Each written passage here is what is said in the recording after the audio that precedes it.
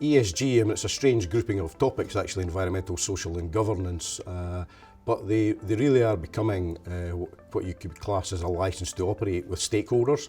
Stakeholders being, consumers, customers, government, NGOs, and really, unless companies performing across these areas, they're going to lose confidence with their stakeholders, and their business is going to suffer. It's becoming more important both from a shareholder perspective in terms of how funds are allocated. It's really an important part of that conversation. And I think it's also important as part of your growth strategy and how you recruit. If you haven't got a narrative or a contribution to the ESG agenda, you're going to stick out in today's climate.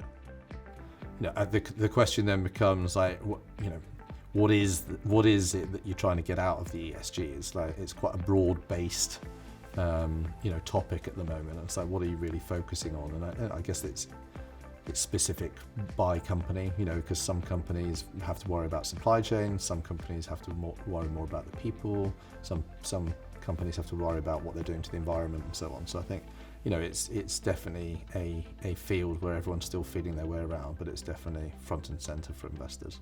The company that I chair is right at the heart of the ESG conversation, because all of our products and all of the services that we provide are designed for everybody to use less carbon than they do now. So luckily, what we do is already in line with ESG. I think what we have to get better at is to make the how we do it also more in line with ESG.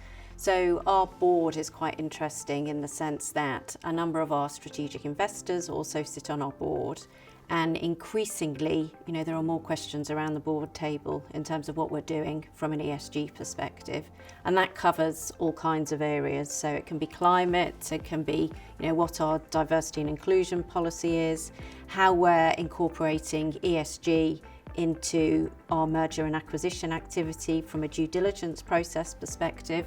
So it's fairly wide ranging. And I think everybody's looking sort of at how do I take my current business and make it sustainable, but there will be also completely new businesses, completely new opportunities as a result of the drive to sustainability that businesses should pursue. It's clearly front of mind for a lot of people. It's clearly front of mind for investors.